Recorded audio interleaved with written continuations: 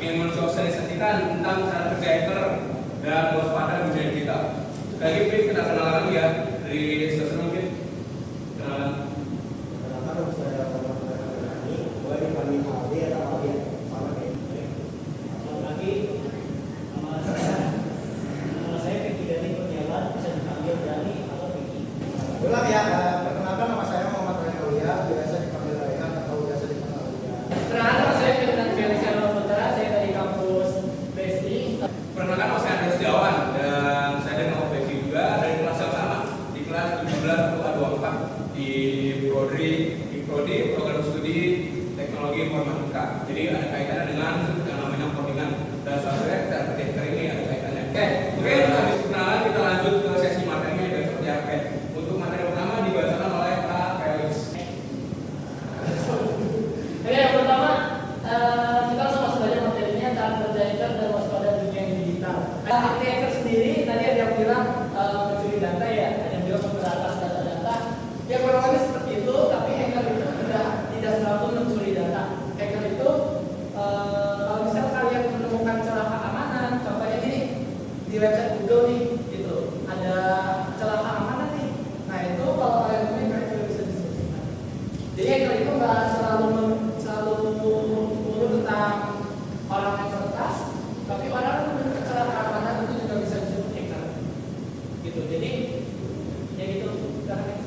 Nah, di sini penjelasan apa itu hacker? Hacker adalah orang yang memiliki kemampuan untuk membobol sistem keamanan dan mencuri informasi sensitif. Cuman yang tadi dibilang Pak Felix, nggak sepenuhnya hacker itu jahat dan nggak sepenuhnya hacker itu baik. Jadi ada hacker jahat dan hacker baik. Betul, ada hacker jahat, ada hacker baik, dan di sini ada membobol sistem keamanan dan mencuri informasi sensitif. Tapi dia nggak selalu mencuri teman-teman, karena hacker itu ada yang baik, gitu. Jadi yang baik itu nggak mencuri. Kita akan coba lihat definisi hacker baik apa hacker jahat. Coba di next. Nah, Ini jenis hacker yang baik, contoh di sini ada siswa SMA di Semarang menemukan bug sistem di Google, dapat hadiah 76 juta. Sekali nemuin 76 juta. Ini hacker baik, dia nemuin bug dan kasih informasi ke Google dan sama Google langsung dikasih kompensasi. nah betul. Jadi white hat itu orang yang bikin celah keamanan terus dilaporin ke yang punya, gitu. Contohnya seperti siswa SMK gitu. Dia di Semarang, dia nemu bug di Google gitu. Terus dia lapor ke Google ada bug kok ini error ini, dia dapat hadiah 76 juta dan dia bisa disebut dengan white hacker. Jadi dia nggak ngambilin datanya tapi dia malah laporin. Gitu kalau white putih bisa di next. Untuk yang kedua ini mereka kalian kenal Bjorka kan? Bjorka itu disebutnya black hat karena dia membobol data, mengambil data warga Indonesia. Ya kalau mereka ini udah kenal ya Bjorka ya, dia itu bobol data terus dia jual di website gelap, di dark web. Dia jual dengan harga contohnya sekian miliar, terus kalian dapat data, nah itu bisa disebut dengan black hat atau hacker yang jahat seperti itu. Dan contoh kasusnya itu si Bjorka. Bisa di Nah, ini ada jenis yang ketiga, grey hat. Kalau grey hat ini dia di tengah-tengah antara baik dan jahat. Di sini misalnya peretas yang melakukan aktivitas peretasan tanpa izin, tetapi dengan maksud yang tidak jahat. Jadi kayak dia kertas nih, nah coba kertas, tapi udah dapat, cuma nggak diapa-apain. tuh bisa bilang ini kayak latihan gitu lah. Gitu jadi kayak contohnya saya nemuin kesalahan dulu, saya kan laporin, saya juga nggak jahat gitu. Jadi bisa disebut dengan grey atau abu-abu. Gitu misalnya.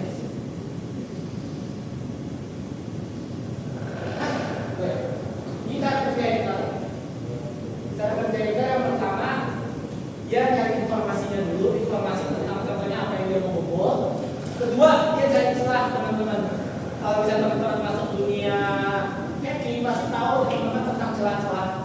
Gitu, entah itu celah untuk login, celah untuk daftar. Yang ketiga itu masuk ke sistem. Ketika udah teman celah, maka dia masuk ke sistem. Selanjutnya itu dia ngambil data atau kontrol sistem ya, termasuk tadi beberapa ada black hat, termasuk dia black hat atau white hat gitu.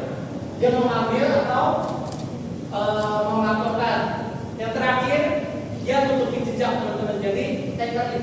nggak tinggalin jejak. Sama sebetulnya kalau misalnya kita contohnya aja gitu ngebunuh orang gitu contohnya. Nah kita kan nggak mungkin ninggalin barang buktinya gitu kan.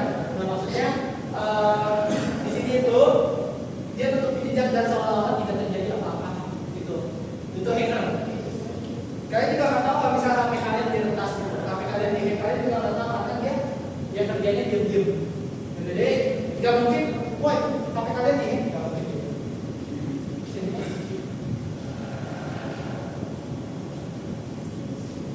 Nah, ini salah satu bentuk kriminal dari hacker, yaitu phishing. Phishing itu diambil dari bahasa Inggris, phishing, memancing. Jadi nanti si pelaku itu akan memancing korban untuk masukin data-data dia. Oke, bisa disebut ada yang ada tahu phishing?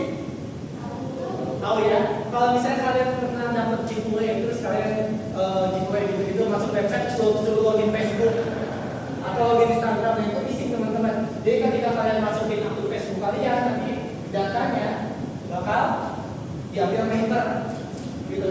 Jadi attacker atau hacker kirim phishingnya ke targetnya, tapi phishingnya itu nanti phishingnya itu bisa berupa apapun, dan lain berupa website. Entah itu websitenya berupa Instagram atau apa.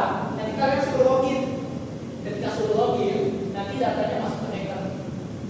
Gitu. Nanti ketika datanya masuk ke hacker, saya udah dapat akun IG sama passwordnya, nanti tinggal login aja dia. Jadi itu sistem phishing teman-teman. Dan itu mungkin anak muda banyak yang kenal. Gitu, apalagi yang awam dengan teknologi. Kita lihat contohnya phishing ya. Bisa dilihat. Nah, ini contoh beberapa website phishing teman-teman. Kalau misalkan lihat sih seperti legit ya.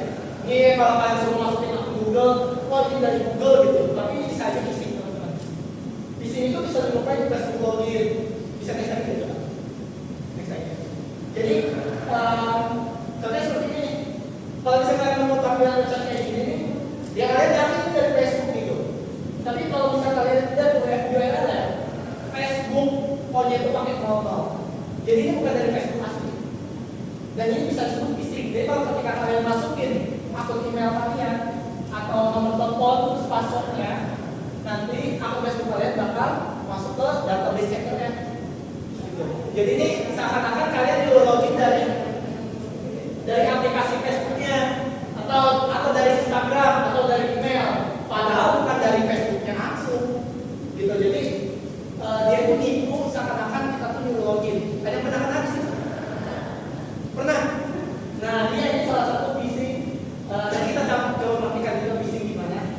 Salah satu ya banyak yang kenalan gitu, apalagi orang yang awam teknologi. Nah, ini aplikasi palsu. Ya. Si pelaku ngasih tulisan Bapak Ibu Rosmelina Sinanda mohon atas kehadirannya. Kalian ada yang pernah lihat nggak sih yang kayak gini? Nah, itu ketika dipencet terus diinstal, nanti si aplikasi itu akan masuk dan nanti bakal si pelaku akan ambil alih ke HP. Ini virus teman-teman. Gitu ya, virusnya bukan kalau saya tahu teknologi mah bakal tahu nanti undangan pernikahan tapi formatnya APK, bukan PDF. Gitu. Ini kan kalau misalnya makanya kalau kalian menggunakan teknologi jangan awam-awam banget. Kalian cuma tahu apa APK. Ya APK ini aplikasi ketika kalian install makanya udah pasti virus. Gitu coba.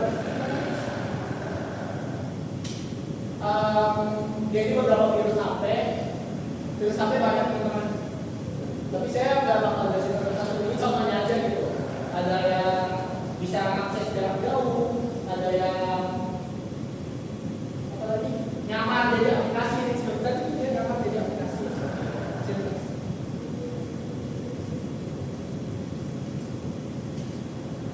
Nah, teman-teman ini ada peretasan media sosial. Jadi nanti si pelaku akan ngecek benar. Terus nanti biasanya suka kayak diminta kode lah atau kayak boleh kasih tahu OTP sama passwordnya gitu. OTP. Ya, OTP. Jadi kayak contohnya kalian pernah ke sini kayak di apa namanya propos itu. Halo, kami dari customer service Shopee contohnya gitu. Dan contohnya dari Shopee kode OTP-nya berapa ya gitu.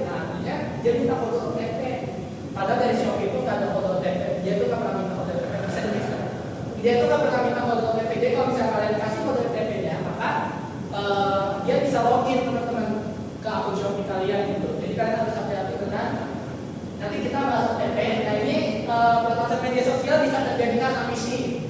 Bisa dilihat Instagramnya tuh. Ini website yang asli, ini website yang phishing, yang palsu. Dia tuh sama teman-teman, hampir sama. Kalau misalnya kita teliti kalian masukin, maka data kalian nanti bisa langsung masuk ke hackernya.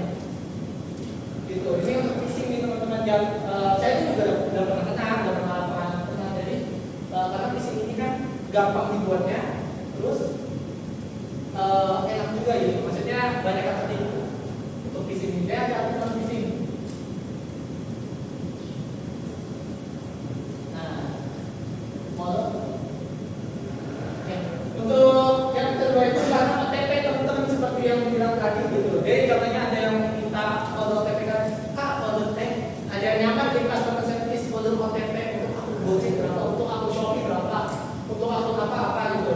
Nah kalian kirim, maka dia bisa login ke akun kalian. Kode OTP itu teman-teman jangan disebarin ke siapapun.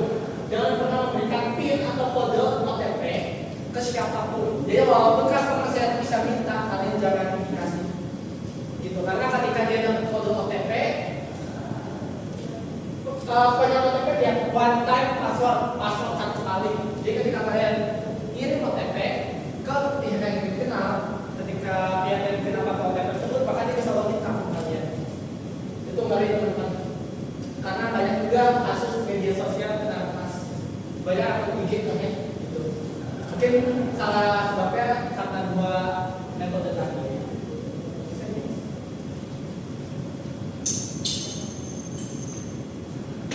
Siapa di sini yang suka gratisan?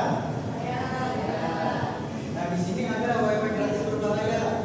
Kalau kalian kayak nyalain wifi terus wah ada gratisan nih, kalian pasang, bisa aja ini tuh virus, bukan virus sih, tapi kayak nanti ketika masuk wifi kita connect, IP-nya si pelaku ini dapat.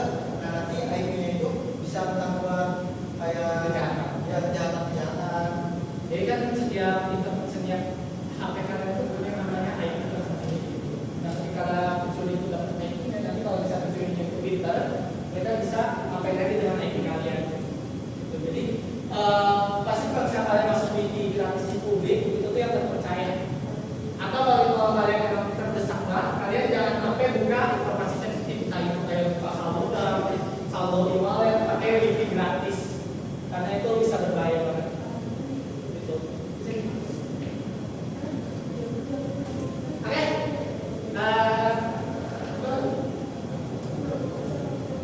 Ini cara melindungi diri dari hacker. Saya kasih password sih 1234 atau contohnya namanya CD 1234. Nah itu passwordnya kalau bisa diganti teman-teman, karena nanti itu hacker bisa gampang berkembang. Gitu. Kasih password jangan kayak gini, begini saya tahu. Kasih password yang unik. Contohnya nama sekolah kalian, nama SMP contohnya, password nama SMP gitu, atau password pokoknya cari nama password yang unik yang kira-kira nggak ada di informasi akun Google kalian. Contohnya akun Google kalian namanya Cindy, ntar passwordnya Cindy juga, gitu. Itu kalau bisa jangan seperti itu karena itu hacker gampang menebak teman-teman. Bisa ditulis. Itu bisa gitu. Nah ini contohnya ada serangan buat password, itu namanya serangan brute force. Jadi brute force itu serangan ini teman-teman, dia bakal nyoba semua kemungkinan sandi yang ada. Jadi kalau misalnya kalian pakai sandi yang gampang, maka brute force ini gampang gitu. Ini contohnya untuk pin HP ya. Ini pakai iPhone, iPhone bahkan bisa dilepas. Ini pakai ini untuk pin HP. Jadi contohnya untuk pin HP bisa juga gitu.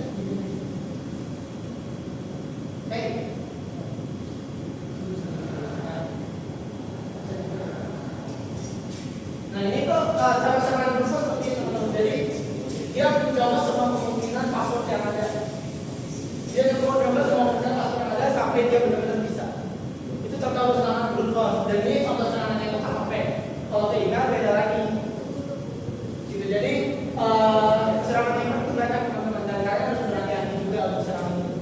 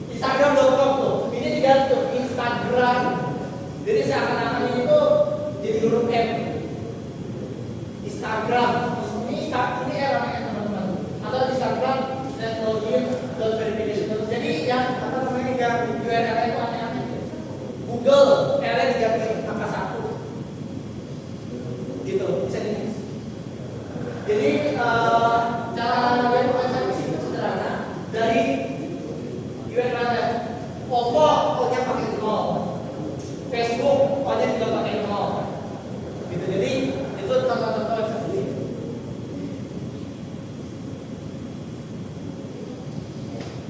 Nah, ini cara yang ketiga yang menggunakan WiFi gratis tanpa VPN. Nah, buat yang cowok pakai VPN jangan buat hal lain doang. Paham kan maksudnya? Buat kalau kalian lagi memakai WiFi gratis, kalian pakai VPN juga, takutnya itu WiFi-nya berbayar. Gue jangan berbagi informasi pribadi. Ketika kalian ditanya orang-orang kamu apa namanya lahirnya tanggal berapa, terus kartu banknya nomornya apa aja, itu jangan dikasih tahu. Terus ada sering-sering untuk update aplikasi dan sistem. Ya, untuk aplikasi dan sistem ini kalau misalkan mau update di Android, update software, kalian akan dikasih teman-teman sana kali kalian update sistem keamanan juga bakal diupdate. Jadi yang terbaru keamanannya bisa dilihat. Masuk gak sih? Udah. Ada ini, ada beberapa quotes. Jadilah pengguna internet yang cerdas dan selalu waspada terhadap ancaman dunia maya. Asik. Ancaman dunia maya. Jadi harus waspada, bukan ancaman di jalan doang, tapi di dunia maya itu juga harus waspada. Sekian dari kami semua dari mahasiswa Universitas Bina